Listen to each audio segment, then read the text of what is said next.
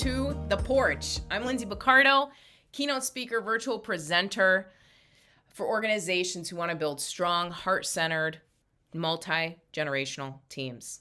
Now, I believe that the modern day leader has a moral obligation to continue to grow personally and lead others from a grounded and healthy and healed place. So you're going to hear me bring on psychologists, neuroscience experts, storytellers, emotional intelligence researchers, really anyone that can help us grow, maybe shift our perspective, maybe expand how we see the world and how we impact the people around us. This is where I bring my favorite thought leaders, and I'm thrilled today, over the moon, in the month of Pride, to have Dr. Kristie Overstreet. She's a psychotherapist, clinical sexologist, speaker, author, podcast host. She's an expert in LGBTQIA healthcare. And think about the moment that I found out that she created the transgender healthcare dignity model, I'm like getting teary right now. She's making sure to train and certify healthcare providers so they can provide the best care for transgender, non-binary, and genderqueer communities. What an awesome opportunity to chat with you about all that you've learned, all that you bring, all the goodness you bring to the world. Not only that, but she does have a therapy department. If you want to reach out to her afterwards for that, she'd be a great person to connect with for counseling, coaching, consulting in your business, and speaking. So we have an expert here. I don't want to take any more time. Thank you so much for being here, Dr. Kristie. Thanks so much for having me, Lindsay. I'm so excited to be sitting here on the porch with all y'all. Yes, awesome. Hey, I know y'all are going to have juicy questions, so please feel free to put them in the chat. She is even keeled as they come. You can really ask her all different things, and we talked about what that's like as an expert and as a therapist and a psychologist. So if you have a question, feel free to put in the chat. I promise you we'll get to it. There's a few things kind of off the top of my on my list that I wanted to make sure to cover with you, because I just think the fact that you put the dignity model, the language that you use to talk about your trainings for doctors, for healthcare providers, will you tell us why this is so important? Why do we need to talk about LGBTQIA healthcare needs? Because if you're not in the LGBTQ community, you can kind of think, well, everything's the same. What's the big deal? But you know a lot about this area. Would you tell us why it's so crucial to talk about this specifically? Sure, and you just hit the nail on the head. If you're not in the community, and I'm an ally, a cisgender ally in the community, I want to be clear with that, and I'll talk more about that. Mm-hmm. But people think, they LGBTQIA plus community, they have equal rights. There's no difference in healthcare in the sense that they don't have barriers, all this stuff. And that couldn't be further from the truth. Mm-hmm. What we do know is that the LGBTQIA plus community has the highest rates of suicidal ideations, mm-hmm. substance abuse, mm-hmm. not being able to take care of mental health as well as medical health for so many reasons. And the biggest one being, it's got nothing to do with their identities, is trying to live in this heteronormative cisgender society that says it's not okay to be yourself. And to hear that from the healthcare wellness space, whether it's a massage therapist, a doctor, a nurse, or from any other place in the healthcare field, it's very, very impactful on the mental health and well-being. And I think that's why so many people get it really twisted. They think it's because it's a mental health issue. No, it's these individuals just trying to live their life and be humans and have a real human experience, not being accepted and being discriminated against. And that's one of the biggest reasons. I mean, gosh, we probably don't have enough time to talk about all the problems. Let's look at Florida, let's look at Texas, let's look at Alabama, growing list of concerns for equality around healthcare and rights. So that just shows that if we're not having these conversations, we're not going to see the changes to find this equality that this community deserves. And it's our space that we need to be able to step out there as allies and help champion that cause. Brilliant. And you do this, you see this all the time. So I'm curious, could you give an example of something you hear over and over again that people in the LGBTQ community face when they go and try to get their healthcare needs met? Can you give some examples for our ally friends here? Yeah, and to start with, I want to make sure that I put out there everything that I speak about, I teach about, and educated about in the 15 plus years of doing this work comes from this community allowing me to be there through their journey and teaching me and hearing me and having me there with that experience. So there's so much that I've seen happen with the people that I've worked with in the community, but then as well as the provider side while I'm teaching and hearing what's going on their Mm-hmm. side. Common things may be where when they go to a healthcare appointment, it's not focused on the healthcare need, it's focused on their gender identity. It's focused on what surgery have they had or are they having, or they're focused on their expression of how they're showing up, or it's that discrimination of what do you mean, you aren't experiencing this in healthcare. I thought you were fill in the blank, or you don't need Mm-hmm. this because you're gay. It doesn't apply to you. When Mm-hmm. we as humans have different healthcare needs, and for a focus to be just on that person's identity and not that person as a whole holistic human, there's just so many. I know one in my TEDx talk I spoke about was that transgender female that allowed me to be a part of her journey, and she went to that healthcare provider, and that provider wouldn't even see her without her going and getting an HIV test, as if this assumption that, oh, you're a transgender female, therefore you may be HIV. So you have to have this test before I even talk with you about your transition related needs. That is just a drop in the bucket of the different barriers that this community faces. And then, I mean, especially gay, lesbian, bisexual individuals and family and fertility planning and issues that come around that with discrimination. That's right. Imagine if you are a mom and you have your wife has your bio children, and then you have to legally go through the process of adoption just to know that you have your kids for your Mm-hmm. lifetime. That's an example that I just heard an LGBTQ therapist share the other day, which is wild. It's really, and I'm sure you've seen this because you've been walking with us for so long. Every time you walk into an office, even if you've been there before, you're coming out again, you're preparing for discrimination. When I go to the doctor, if they say, "Oh, is there a chance you could be pregnant?" I'm like, "Nope."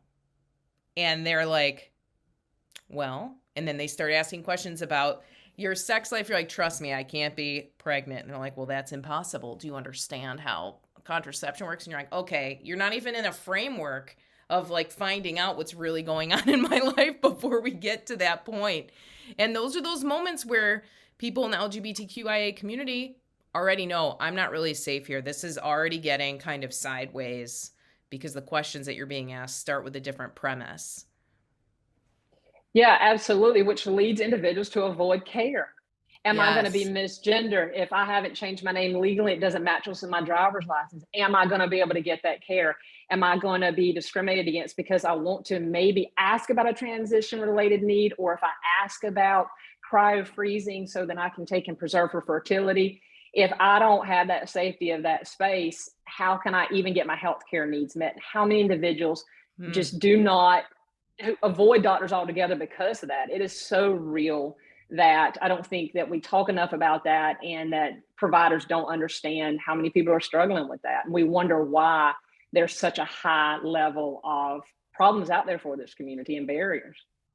That's very true. There's this extra behavioral layer that happens when you know you're not going to be safe. You're not going to go. You're not going to go for your annual exam and go through the awkwardness of that. You're not going to go for these basic care needs because it's just so much social tension. It doesn't always feel like it's worth it. That makes perfect sense. Now I know we've got people are that you're we're going to watch the chat continue to blow up as people feel related to and understood. I think that's really interesting to see even in these moments, which I'm sure happens all the time for you when you are with people who are in the LGBTQ community. They really feel like you understand them and you're a bridge as an ally. You're really a bridge between these two worlds.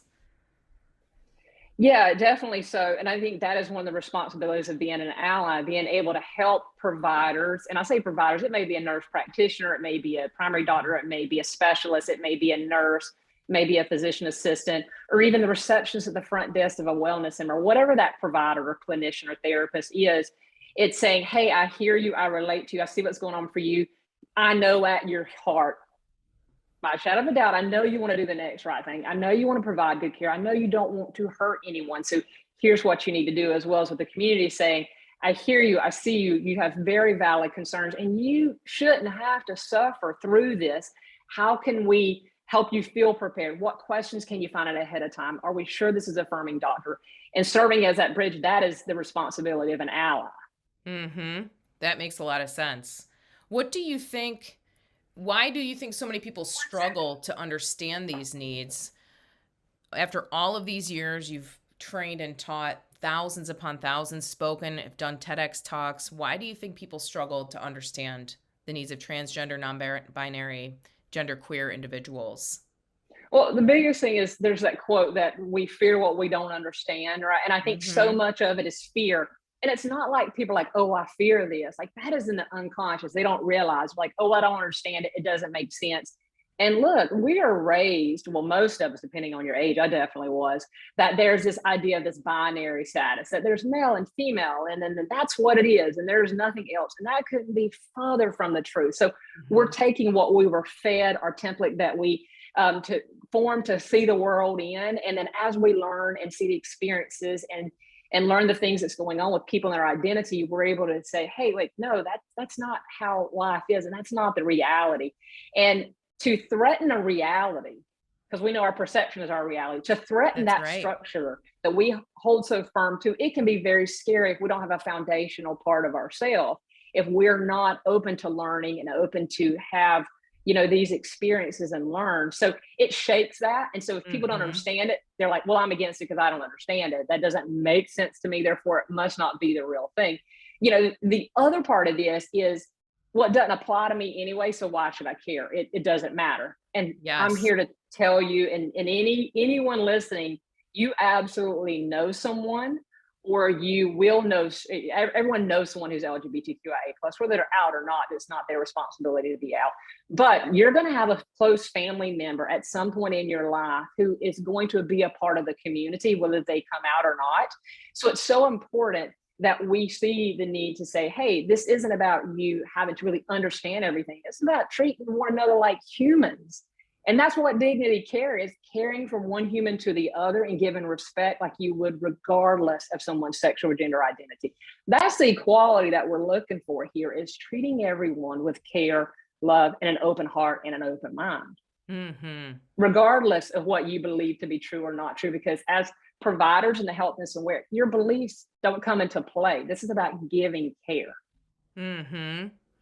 I remember the last time we spoke, I was kind of asking you, I was kind of being playful, but I remember we talked about, as a trainer, as somebody who's going in as a speaker, as somebody who's created this curriculum, I'm sure when you walk into some training rooms or some Zooms, you can start to tell people who are resistant, who aren't really wanting to work through this discomfort.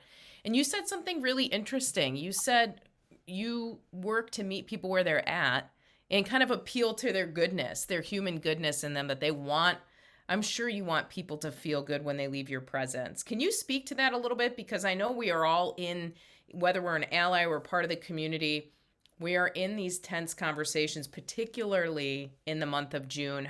Can you tell us a little bit about your mindset when you go in to share this information, knowing that everyone's not going to be like taking notes and excited to learn this?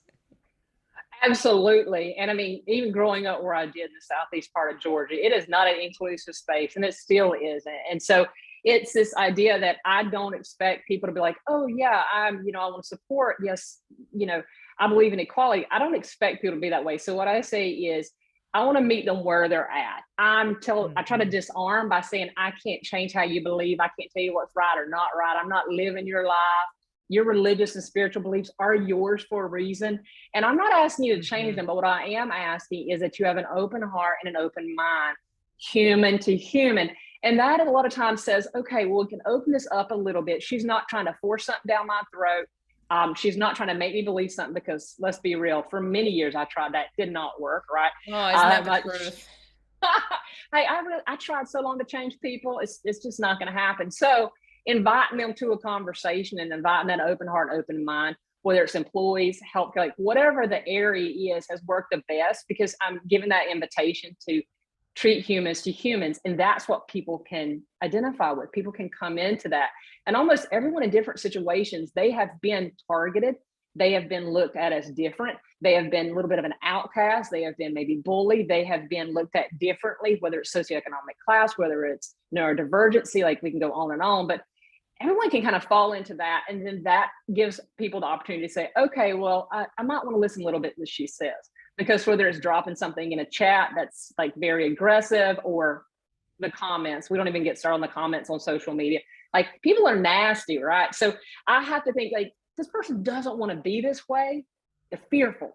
So if I can approach people like, how can I disarm and help them not feel as fearful about this topic, then we're all winning. Because if they can take one or two little nuggets, they're opening up a little bit, and we know anything's possible when they open up some.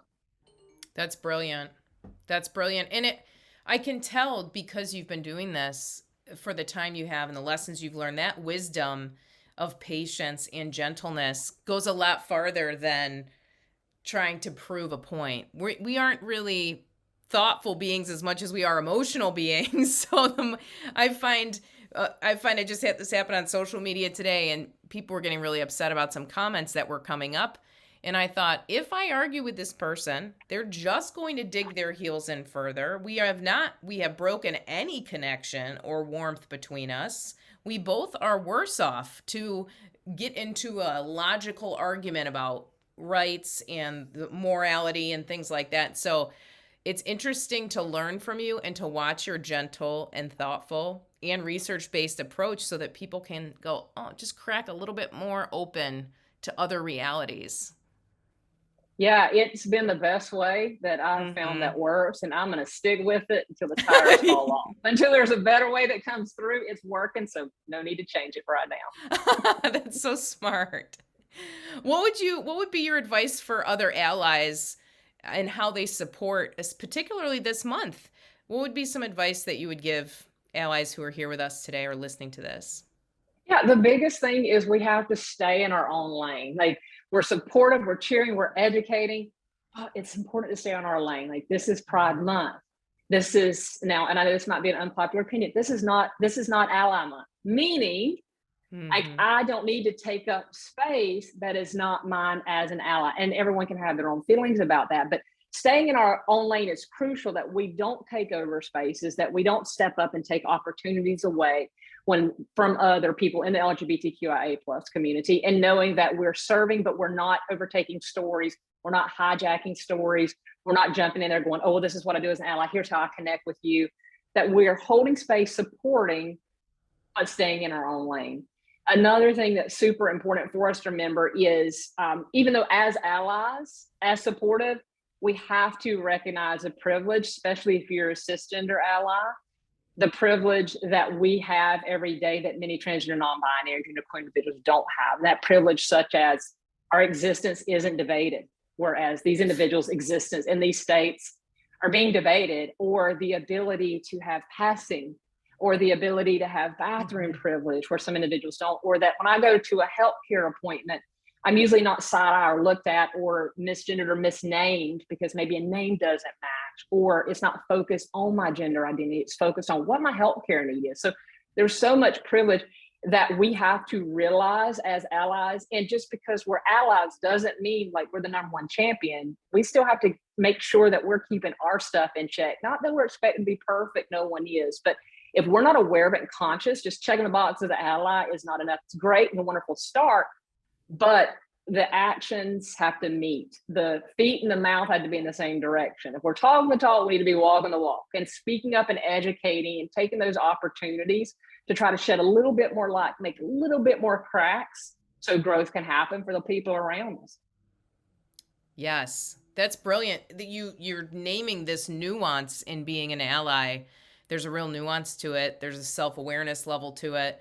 And for those of us in the community, we are very you don't have to do much for us to know that you have our back and that you are supportive relationally in all different ways. And so it's just been an interesting month to kind of watch how people behave on social media and the choices that they make, how they engage with others. I think what you're talking about is so important. And you modeled that for me the first time we spoke about being gentle, staying in your lane, understanding how to speak with compassion, and like you said, create space. That's just so important.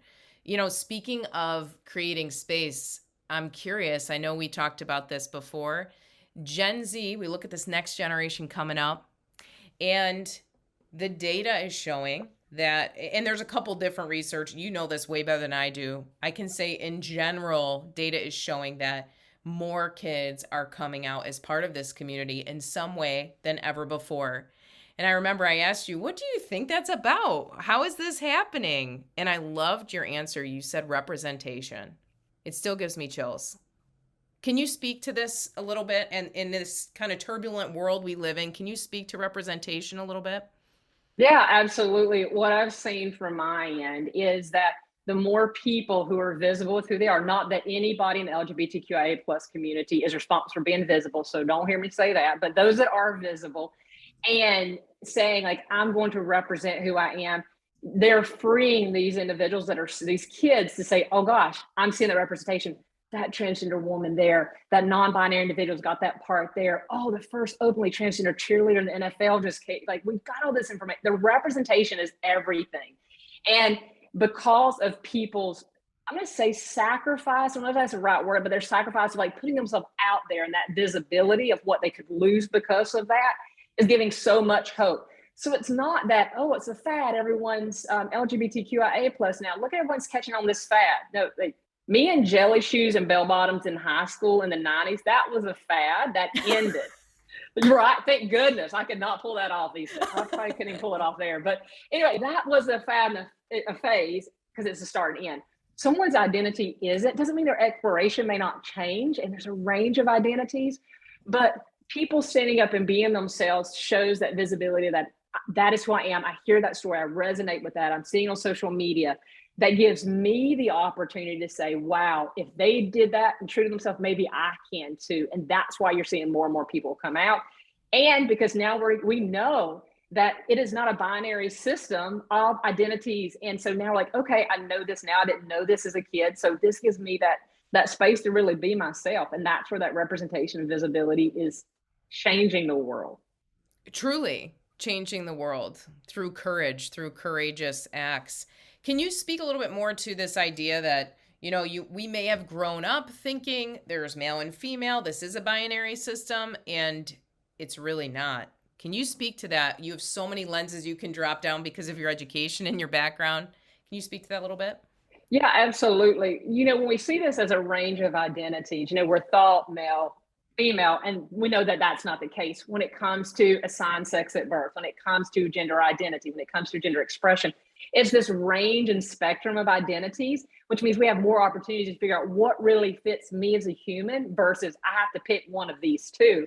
And with that being said, it gives more of that space. And this is where some of the older generations, or just say, more seasoned folks may really struggle with that because it's so cemented into like, that's the only opportunity. I didn't know about that. I didn't hear about that. Well, I didn't either growing up. It wasn't until I was in the experience and really got the opportunity to work with this community firsthand that I started realizing and seeing this. And so it's knowing that when we go to that doctor's office or go to that wellness visit, when we see that, MF on an intake form, we say, hey, I'm curious, what is this MF about? Like, what if I'm not an M or F? Like, what would you do? I'm curious how we can, how you're looking at inclusivity for your patients. And they may not have thought anything about it. So saying, hey, do you mind if I hold this form a couple minutes? You mind if I make a couple of changes? And that is a great way as an ally to be like, oh no, there's other options. You can give options or you can fill in the blank, but finding those everyday opportunities to kind of show and educate that it is not a binary system is helpful. And it's changing what we know to be true, which is can be threatening for some people. So I hear and understand that, but we're not going back, right? We're not going backwards. We're only going forward. And I think that's one of the biggest fear that I've seen specifically LGBTQIA plus altogether, but specifically with my transgender, non-binary and genderqueer folks in the communities that I work with, especially with what's happening in Florida and in Texas and in Alabama. There is so much fear, what is happening. It's like, wait, I'm not dismissing your fear. My gosh, we're all enraged. However, you need to know there's enough allies, there's enough advocates, there's enough support for you. And it's growing every single day that we will not go backwards and we will only go forward. And so you're not going to be erased and your rights are not going to be taken away.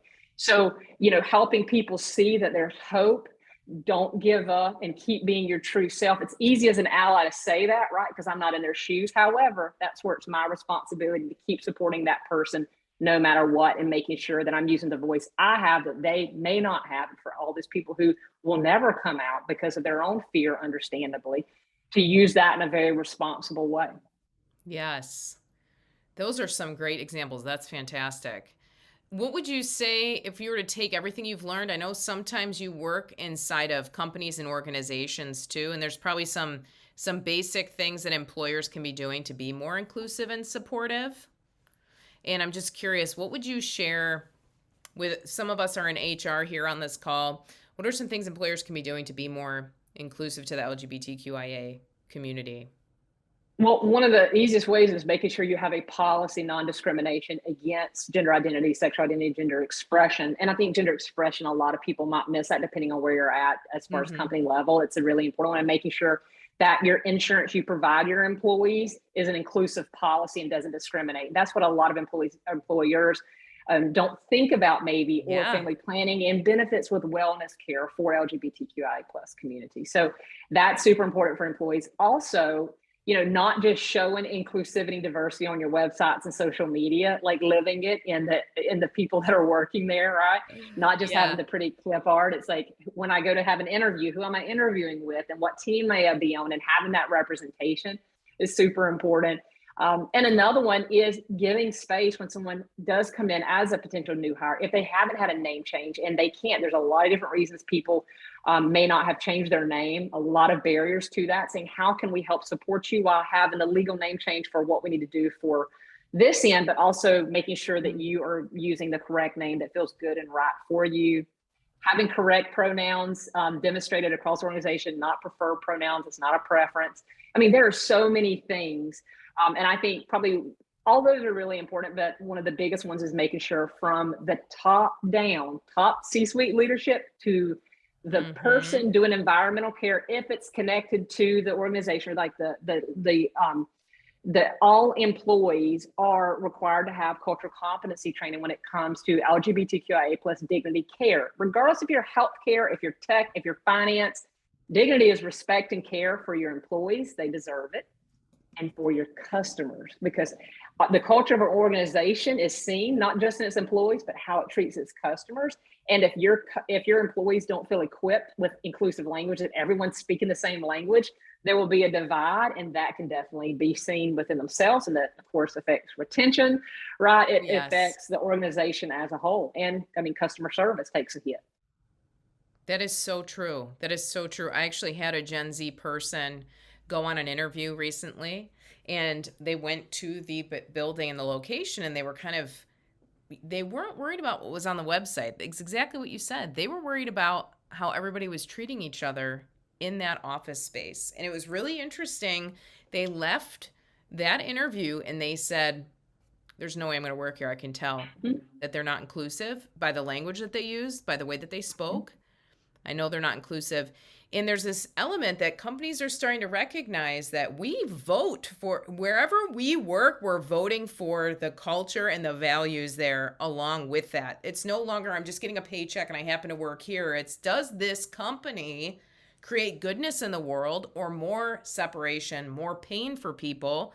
I'm not going to give my time somewhere that isn't wildly inclusive. And I see that. I see Gen Zs taking a bold stance on that without much wiggle, because they can make pay anywhere. So we don't hold that power. We've got to be more inclusive. And I love how you talk about, that's not just a website. That's not just a rainbow on the website. You can't just rainbow label everything. We know, people know right away, allies know, and certainly those in the community know if it's not genuine. Yeah, and I think for employees, a lot of times they may not see the benefit. Like, of course, we want to be inclusive, but if they stop and said, like, if we really are inclusive, most employees, like, you hire people to solve problems. And when you have a diverse group of people, you're going to have better problem solvers. You're going to have different ways of creatively thinking about solving and fixing things, which is what most of the things are, is creating, producing, fixing, moving forward, customer service, to whatever that it is. And this community it just shows there's another level of dynamic creativity, problem solving, survival for many, like what that can add to your employee pool as well as your organization is really incredible. Exactly. I don't know if you got to see this question in the chat, but I'm curious what you would say to this. Somebody asked, in the fall, I'm teaching a college course, Difficult Conversations, in the K through 12 art education classroom. Do you have a topic or two I should not miss in the short 16-week period? So school-age kiddos, difficult conversations. Wow. Amazing topic. Oh, I wish I was in that with you to learn. One of the biggest things, which I'm sure you're covering, is around respect for one another and bullying, and how, whether it's socioeconomic status, whether it's gender identity, sexual identity, name calling, how all that can come up, and then how to speak out, right? And how to assert yourself if you're targeted. Who do you talk to? Who do you go to? How do you build your support, and doing it in age appropriate, right? Information, but encourage and be you. And maybe what does it mean to be you? And what does it mean if it looks different than the person next to you? And really embracing and saying, hey, it takes all of us for that rainbow, right? Of being ourselves. I think that's a very important one, as well as the difficulty conversation of how do you speak up? How do you talk to friends? How do you talk to family, depending on the developmental level of being yourself? I think those are really, really important ones to talk about. And I mean, with just art education, it's really incredible what you'll see come up in those difficult conversations, because art therapy is incredible stuff. That's right. That's very true. I'm curious, some people say we will know we've arrived when coming out or sharing this part of you is no longer an event, that it's just that everybody gets to say who they are, how they are a part of the rainbow, whatever it looks like, without it being an event, without emotional preparation, without having to train people. And I'm starting to see that with elementary school age kids, where they're like, yeah, my friend's gay. Let's get some ice cream. Like, it's not even a conversation. It's not even that, I don't want to say it's not important to them, but it's not this earth-shattering moment. I'm curious, what do you think are signs that we are moving in the right direction? What would be a sign that we've actually arrived? I know it's like utopian, but we've arrived. We are at a space where it's safe for all. Well, first of all, the existence of LGBTQIA+, specifically transgender, non-binary, genderqueer individuals, existence isn't debated.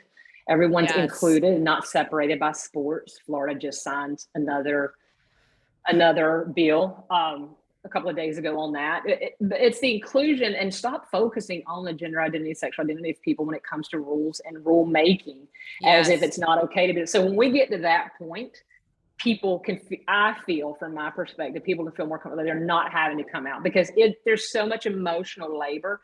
I can't imagine what that has to be like, going through that. And gosh, that you having to educate, you having to teach, you having to just existing means you have to keep coming out. And then what that means, and not know, sure, you kind of, it becomes, I'm gonna say, less of an event, maybe the more you do it, the more comfort and confidence you have in yourself.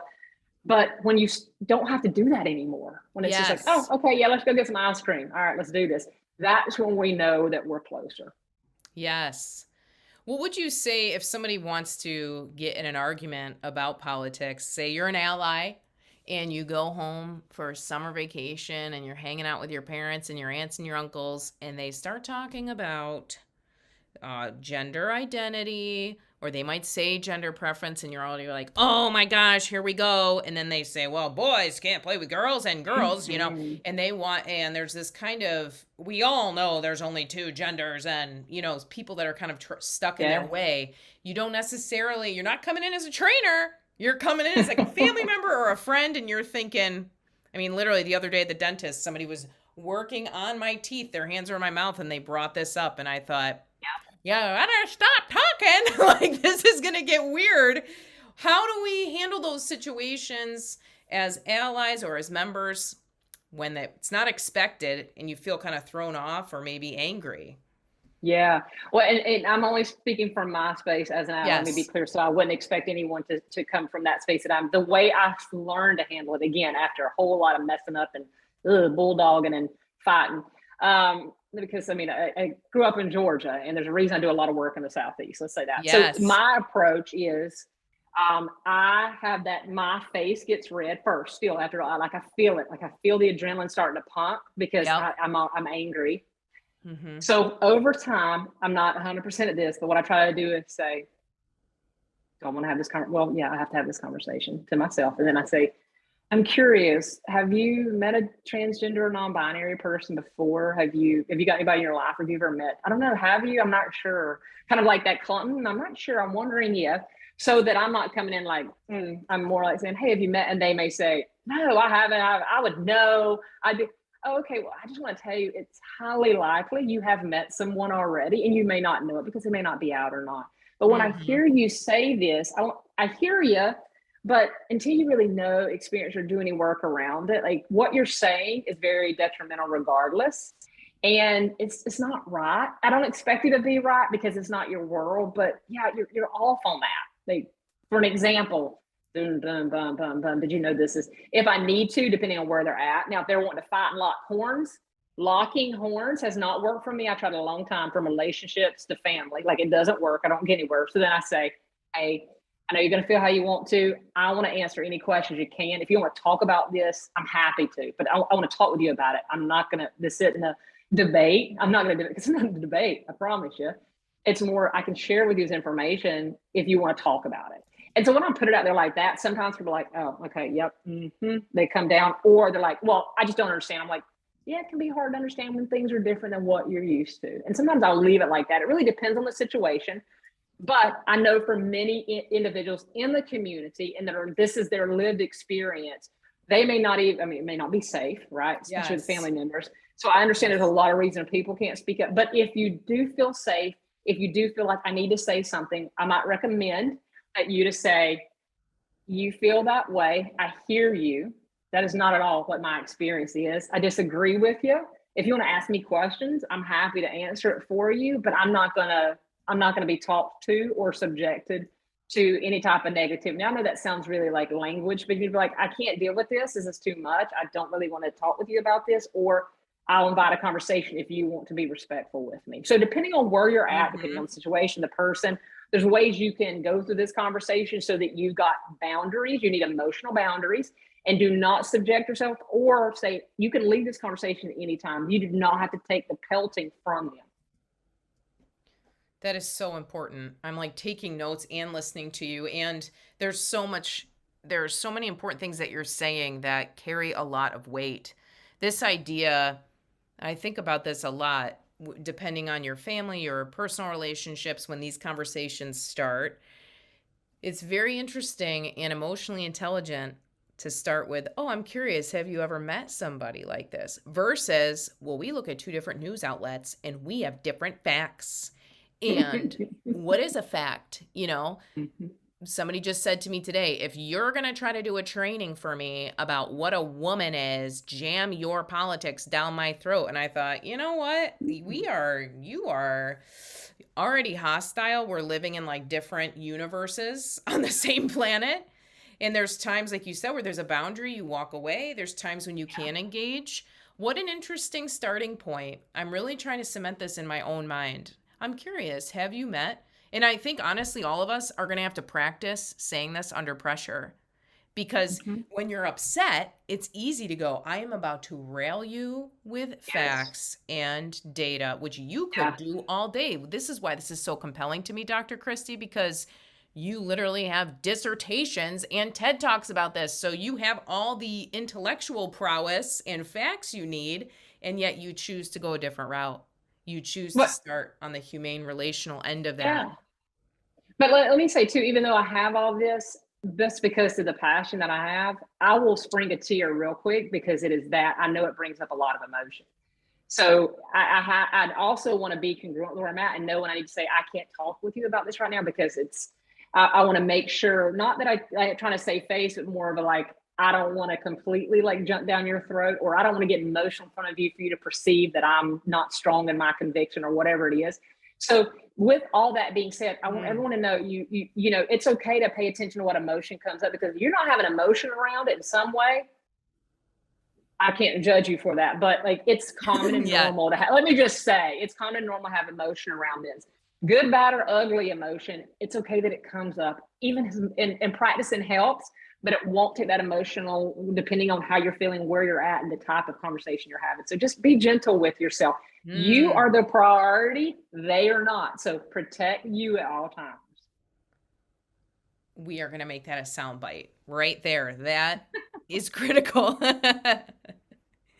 Well, this is so important. What you're saying is to protect your energy, protect yourself. There's a difference between I'm going to battle everybody and beat you, and I'm always dancing and kind of feeling out how I'm doing and what if this situation is safe.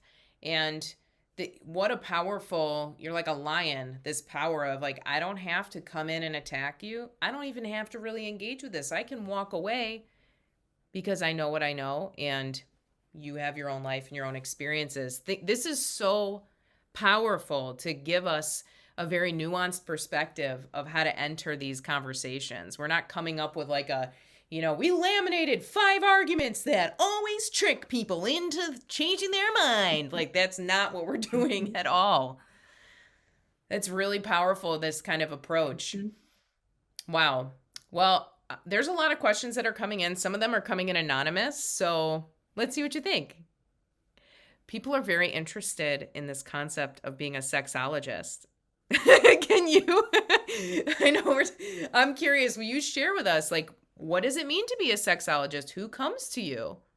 Why do they come to you? Yeah, I can understand. It's like this curiosity thing too. It's like, wait, Yeah. you could do that? What do you mean they gave you a doctorate into that? Like, that's wild. It is. Like, I'll be straight up, like it is.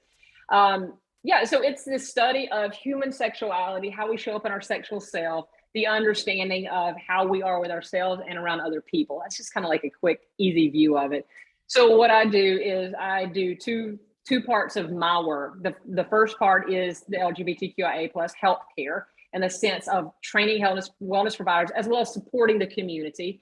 So that's really important because I'm that bridge. So I'm doing both around that. And then the other part is helping people connect better with their intimate selves of how they show up in their relationships, regardless of their identity. So it's two very different parts of the business that I work in. So I'll be training and teaching, and then I may be doing some group coaching around relationships and how, it comes up for you as far as intimacy and sexuality and conflict that comes up in relationships and communication.